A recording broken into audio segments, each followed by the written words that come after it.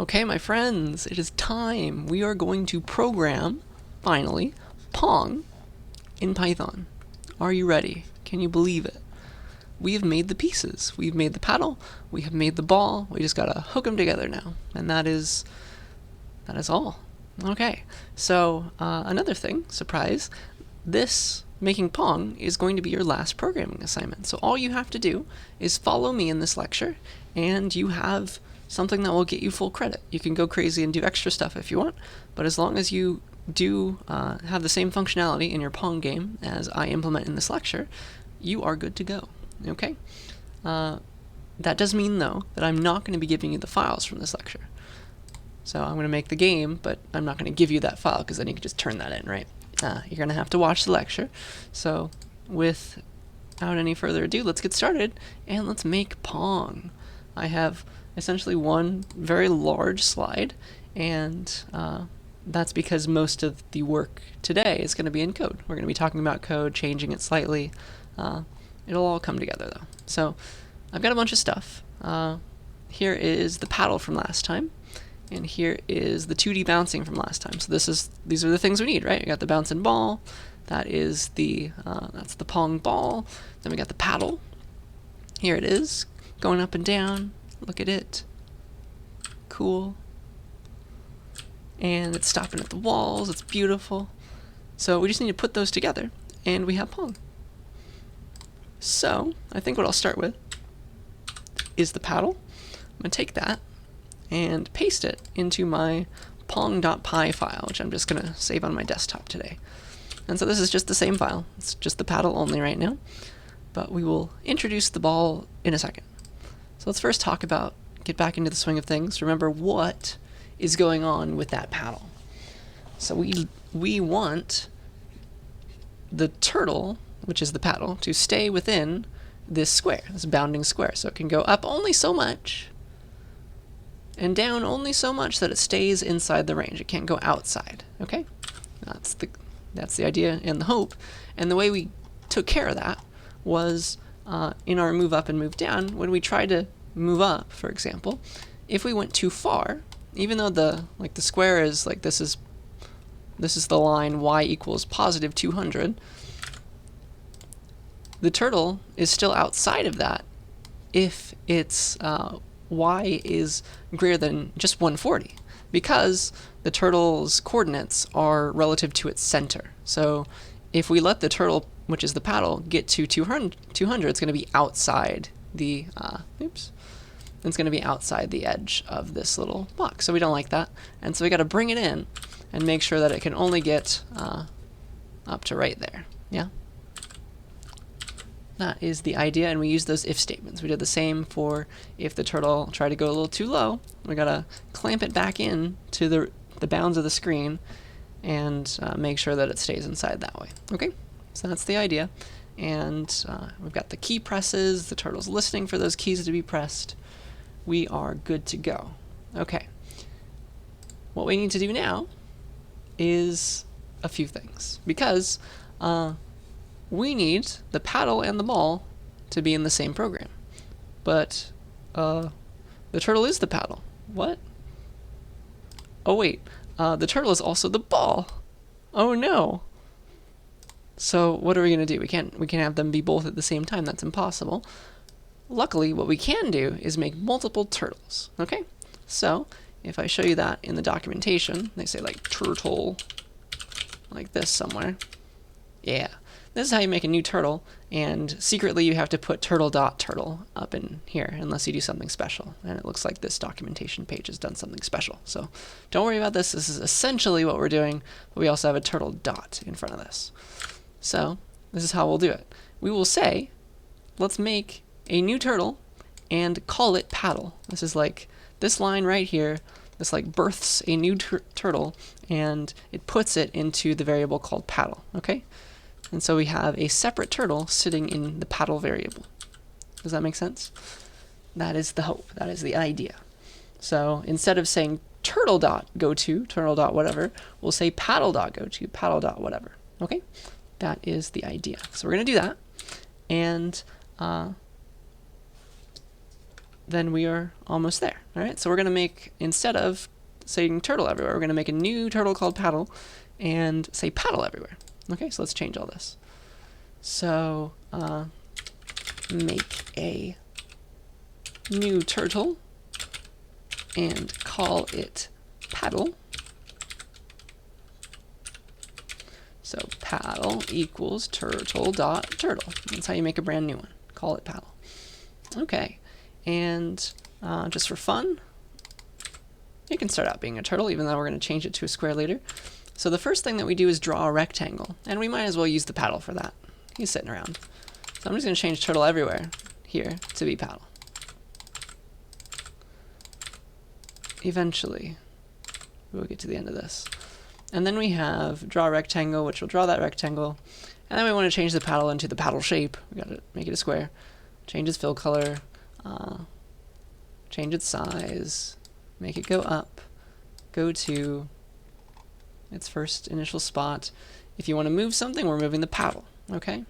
Paddle.goto. All this stuff goes to paddle. Paddle, paddle, paddle. Except for these last things. Weirdly enough, these can't be turtle, these can't be paddle dot anymore, okay? And the issue is because you have multiple turtles, you have to, the thing that should be listening for the key presses is really the screen itself, like the window that's holding all of this madness. And so we actually have to use another new variable that's secretly been used for us when we just said turtle dot everywhere. We have to use the screen, okay? And the screen has secretly always been there, and we can get it by saying turtle dot get screen. Okay, that's how we can make that work. Turtle dot get screen, and so screen turtle dot get screen, and then we can say screen dot on key press all this stuff. Okay, get the current drawing window. And then we can use the screen to listen, okay? So we essentially got rid of the turtle dot everywhere, except for when we first made this turtle. Okay, that was the first step. And let's see how much I have done wrong so far. So let's take a look at all this and confirm that I'm still recording. And let's try it. Nothing should have changed, in theory. All right, still gonna draw the rectangle, still gonna make our paddle, and the paddle should be able to move. I think we are in business. Yeah, look at that. One thing that is funny is, you see this little arrow in the middle? That is the original default turtle that we're no longer using. It starts out at 0, 0, facing right or east. Well, that's smack dab in the middle, and we should probably get rid of that. So let's remove the default turtle by hiding it, okay? So I think there's a hide somewhere. Turtle.hide turtle, okay? So let's hide the default turtle now.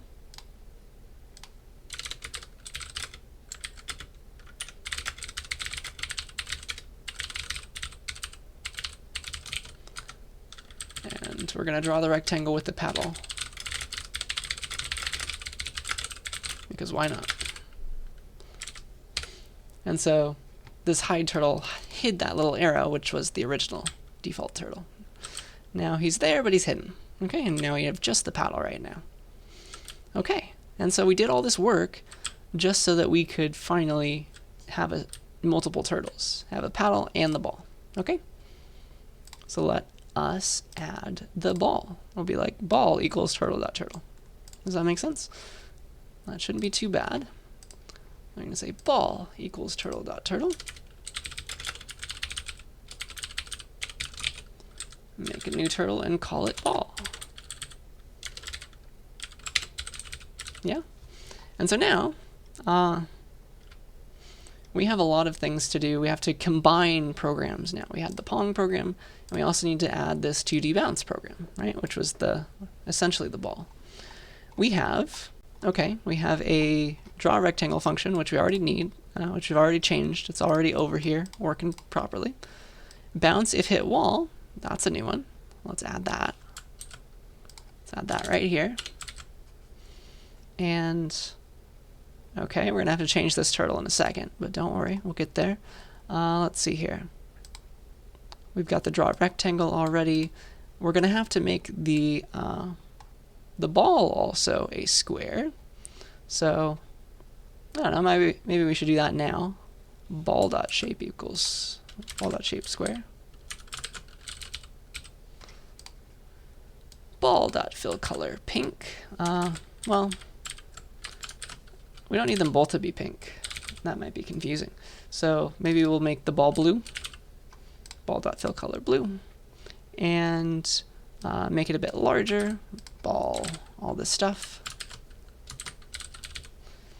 Okay, so that's setting up the ball. And so now the ball should be sitting in the middle, being a blue square. Save yes. Cool, we're happy with that.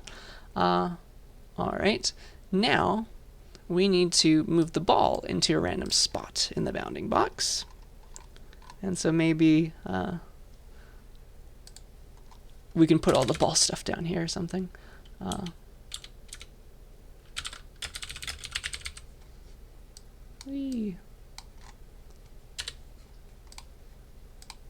Let's like section off the program. Ball stuff. How about that? All right, this is how the ball is going to move and do stuff. Okay, so let's put him in a random spot. This is going to get to be a lot. We're using turtle X and turtle Y a lot already. I feel like we should just keep using those because otherwise it might get too much. Whenever you see turtle Y, just remember it should be balls Y. Yeah, I think that's something we have to live with. All the rest of this though is ball up, ball go to. But yeah, these are just regular variables. We called them turtle X and turtle Y in this other program, so we might as well keep them like this for now. We can change them later, I think. One thing that I do want to do when we start out this program is the ball should not start out in a spot that makes it immediately a lost game. Like start out the ball over there moving that way, right? So let's make it so that the ball only ever spawns over here on the right half, okay? It only ever gets initialized over here. Okay, so we can change that by making sure that the x coordinate of the ball is always greater than or equal to 0, because here's the 0, 0 spot. Okay, here's x equals 0. That should be doable. So instead of start the turtle X in this random spot between negative 180 and 180, let's make it between 0 and 180. Yeah? So let's see how that works. Cool. So the ball will start over there. If we do it again, ball found another random location. Ball found another random location. Okay, that seems good to me. Let us continue. All right, see how we're just taking pieces, changing them as we go? That's programming in a nutshell. Okay, so we got the random spot for the ball. Now let's pick a random direction for our ball. Ball. So these are all variables. We can keep them as they are, offsets, etc. That's fine. And then we want this while loop again, forever. Keep moving the ball, doing things. I think that's all well and good. Here we go. While true, these are variables, reset them, variables, reset them. Bounce if hit while, which we've copied in above here. That's fine. And then we have a redraw the turtle at the new location. It's not called turtle anymore though, it's called ball now. Okay, that's the one change. Everything else looks to be just variable shuffling. Okay, let us run this and see how we're doing. Oh yeah, look at this. Look at that. Isn't that beautiful? So we got this all moving. Let's pretend to play. A fun quirk of this game is that if I hold in this key, this up key or this down key, it makes the ball move slower. That is just a quirk of the turtle module in Python. It shouldn't be happening, and yet it does. But who cares? It makes the game easier for us to win. We can kind of like slow down time.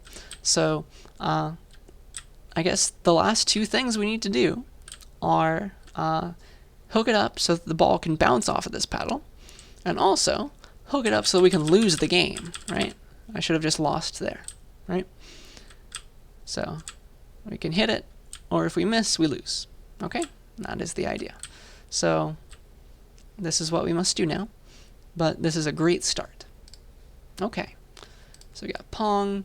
I can more or less close all of this stuff now.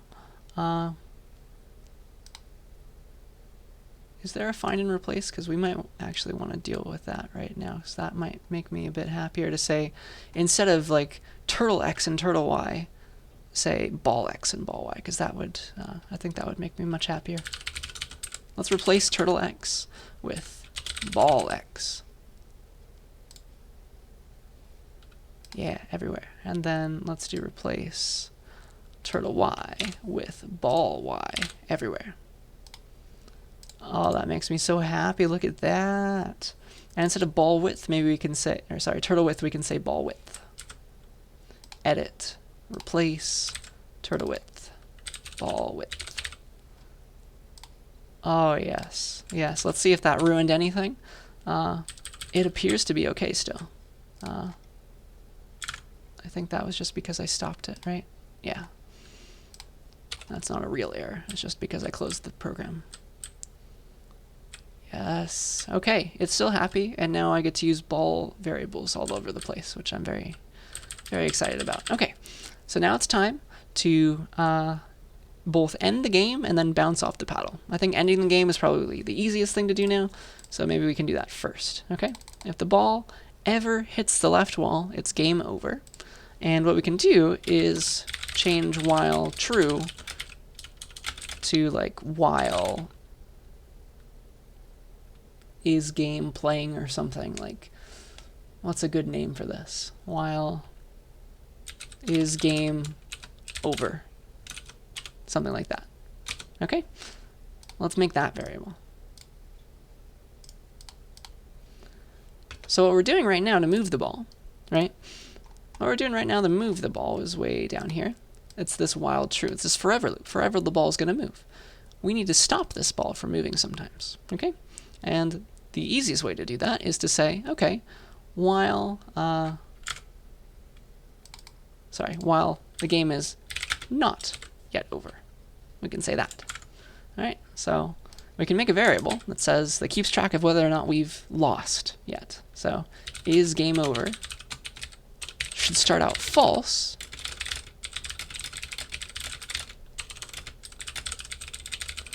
And we want to keep moving the ball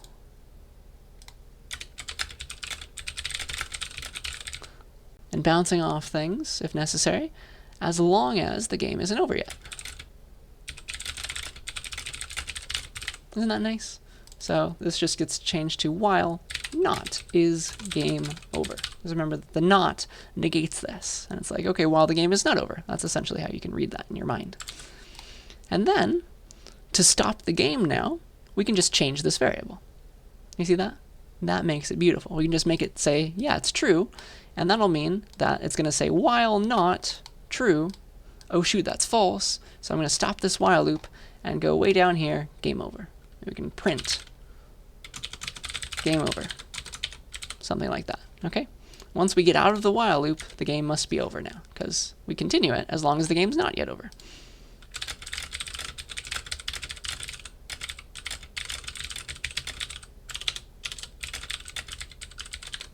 So we can print that out. And now, all we have to do is figure out if the ball ever hits the left wall. We need to say that it's game over. Okay? So, let's see here.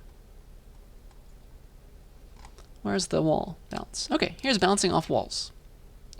Which one's the left wall? Thank you, past me, for commenting everything. This one is the left wall. You see that? This is hit the left wall.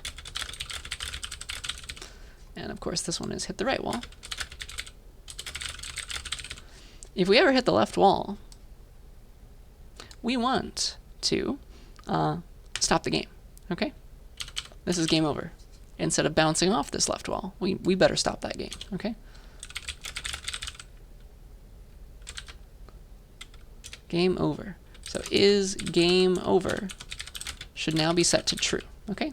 And because we're changing a variable that wasn't originally defined inside of this function, we have to do the weird thing of saying global, okay? Is game over exists outside of us. We want to change that one, not make a new one, okay?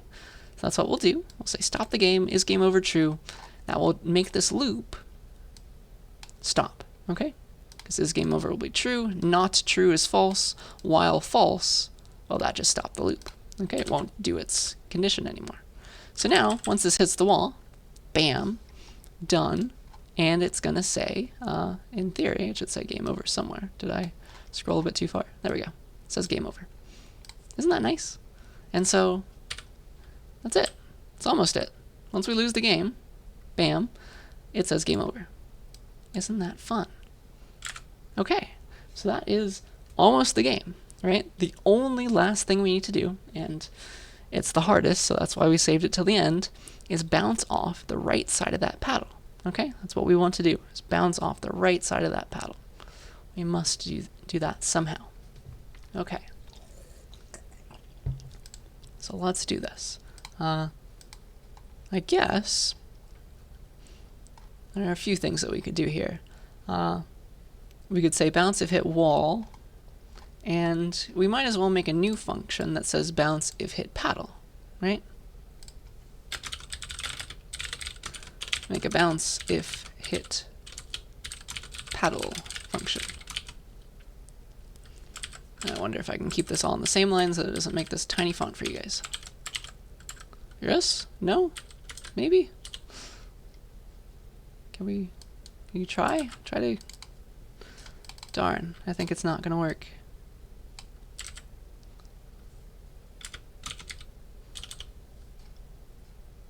I want to keep this like this. Make a bounce if hit paddle funk. How about that? That works for me. Let's at least make it the same font size. 20, 20. There. And this should make it better. Because now, if we just deal with bouncing off the paddle with this function, it'll make sure to bounce it. That's all. Okay. So I think that's a good start. Now, of course, the devil is in the details.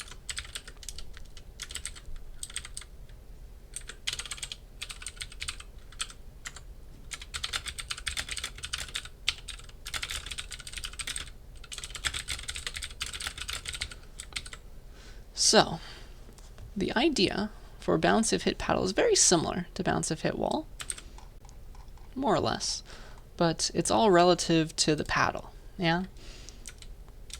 So, let's keep it above here, def bounce if hit paddle, and so we have a few things going on. We have balls x, all these things still exist everywhere, all these offsets and things.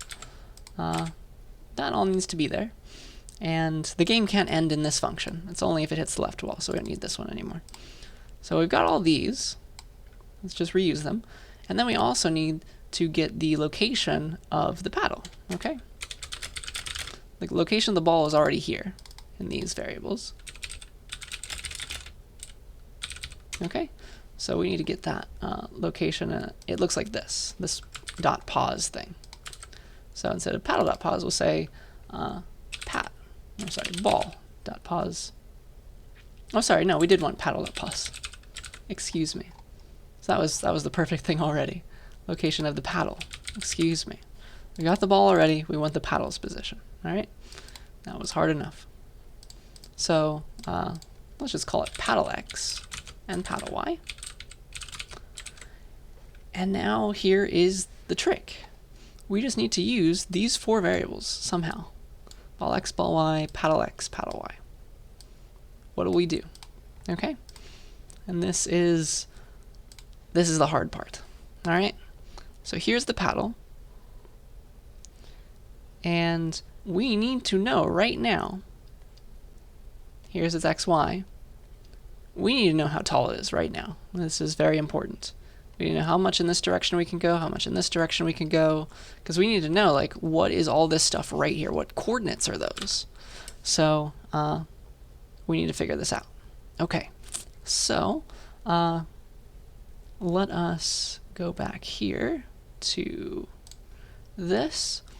When we made the turtle size 2, that made the ball exactly 40 by 40, if I remember correctly. That's the ball x, ball y. So it's 20 in each direction. And so that means, I think it started off 2020, right? And all turtle squares would start off like that. So when we stretched, when we stretched the pong ball, or sorry, the paddle, by 1.5 and 6, I'm pretty sure we made it be 30 by 120. That is my best guess, and I'd like to see that be true. Okay, 30 by 120-ish. Okay, and I think that will do it for us. So it should be 120, and this will be 30. If these aren't correct, then we'll just deal with it later. But this is essentially what we want. Okay, so this is what I think the dimensions of these two things are, and we'll confirm this if it doesn't work out. So now, the idea is we know where this paddle is, and now we know how wide and tall it is. Same with the ball. We should know then where we want to bounce off.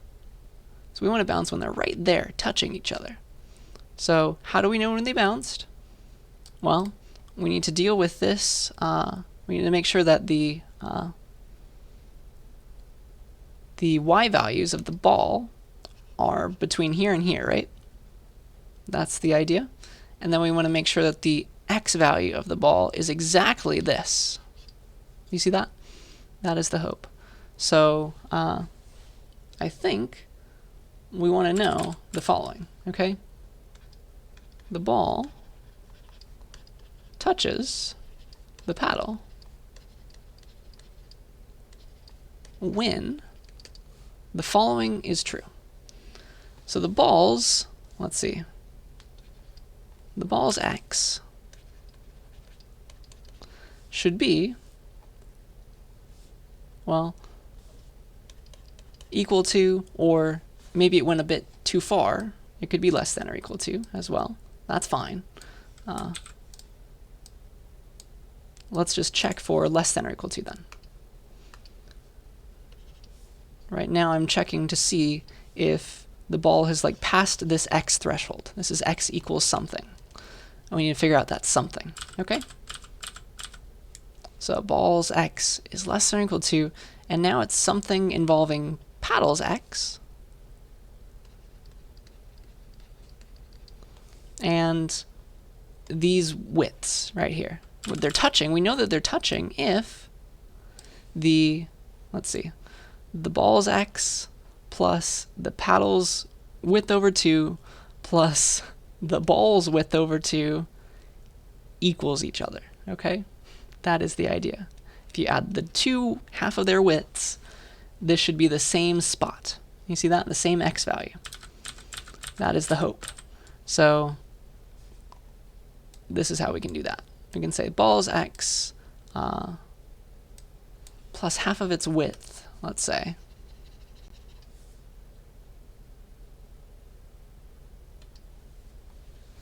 Ball's x.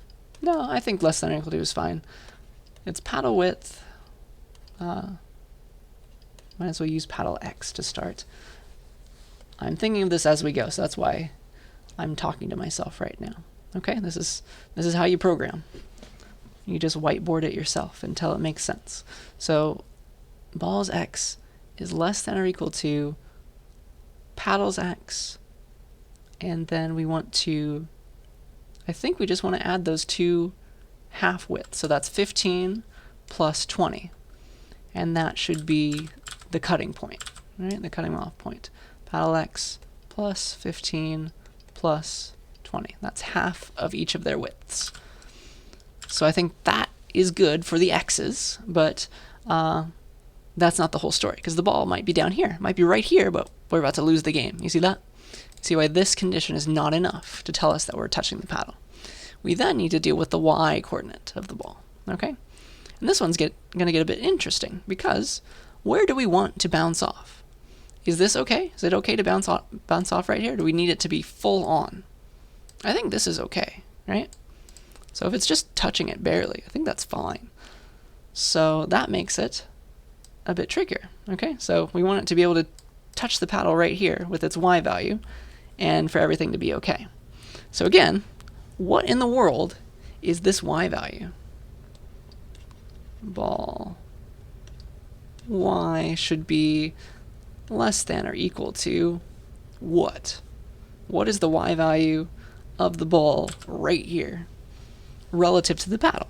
Okay, so we got to use the paddle's y. So here's the paddle's y, and then we can use half the paddle's height and then half the ball's height. Do you see that? That'll get us the center of this ball, the ball's y. Okay, that is the idea. That is the hope. So less than or equal to, it's paddle y plus half of the paddle's height, so that'll get us right up to here, and then half of the ball's height. That's as high as this ball could go. Paddle y plus 60, that's half of this, 60, and then 20. You see that? I think that's working. And then, so it's hitting the top part. It's got to be within, from here, like that's the top range, and then we have a bottom range as well. You see that? So we have two conditions on the y. It could be either up here or down here, or anywhere in between. Okay, so let's do this one now. So what is this maximum range of the ball down here? It better be greater than or equal to, anywhere here or above, up to this. Less than or equal to, okay, how do we get to here, right? How do we know where this is? Relative to the paddle's y, it's the ball's height over 2 plus the paddle's height over 2. That gets us to be right there. See that? That's paddle y, and this is now minus 60, minus 20. Right? Because we're going that way. I think that may well do it. These are the three conditions that all need to be true to know that the ball has hit the paddle. We need this to be very close, these x's to be very close, and then also we want the ball to be like between here and here-ish, and then we want those x's to be less than or equal to this. That means we've hit it all. So once these all align, all of these three things are true, we have actually finally hit the paddle. I think I have convinced myself of this. So let's see how this works. So this is bounce of hit paddle. All this needs to happen. So let's figure out if we hit the paddle.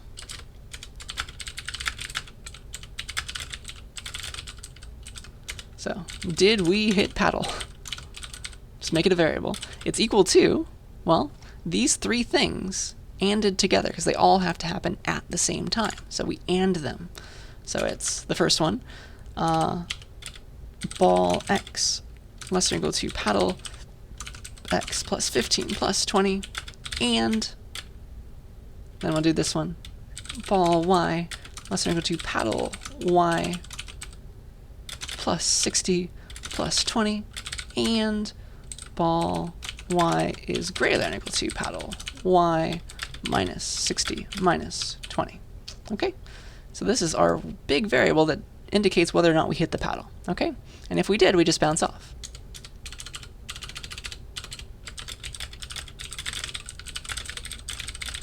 Bounce off it in the opposite direction. And you know how to do that. It was the thing that we deleted up here. Did we hit paddle? If that is true, then we want to bounce off the left wall. And so, bounce off the paddle itself. So that's essentially moving all this. So I'll copy the stuff from the right wall, and we'll change it to the left paddle, the right side of the paddle. Okay, back to the edge of the paddle. So we need to figure out where that is, and then we want to invert the ball's x direction. And that's offset X still. Offset X still. So where should the ball's X become? Like where is touching the paddle? That is paddle's X plus half the paddle's width plus half the ball's width. Okay? So it's exactly this again. Make it equal to that.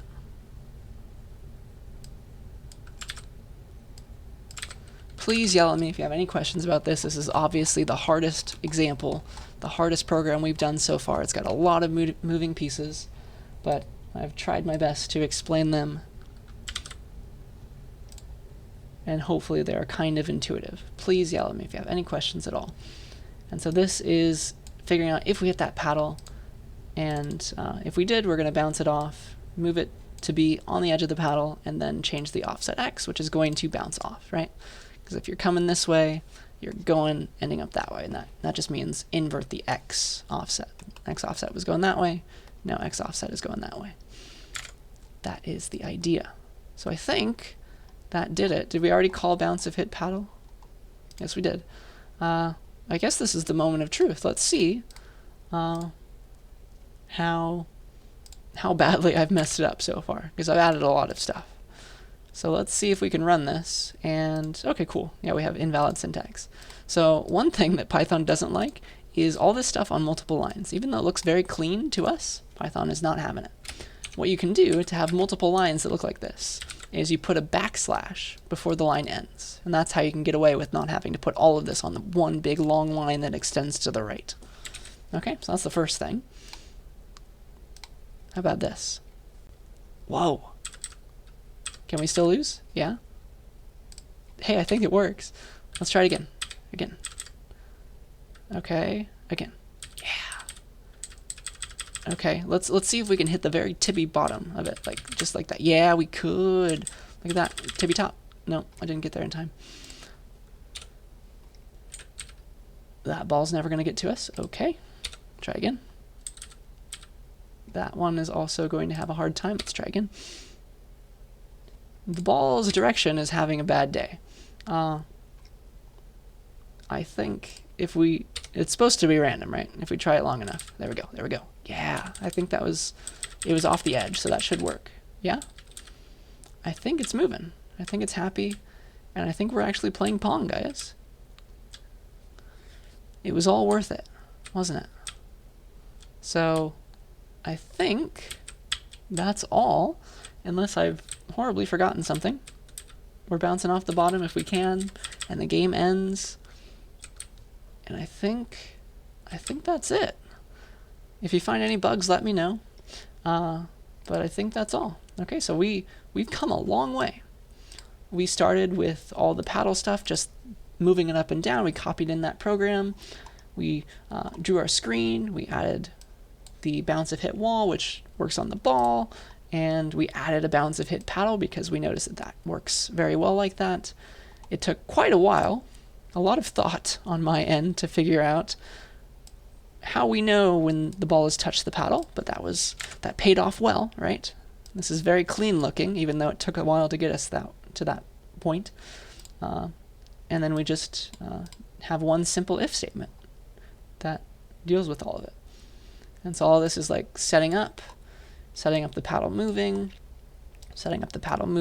and then the rest is getting the ball to begin in a random spot, giving it a random direction, and starting the game and keeping the game going as long as the game is not yet over.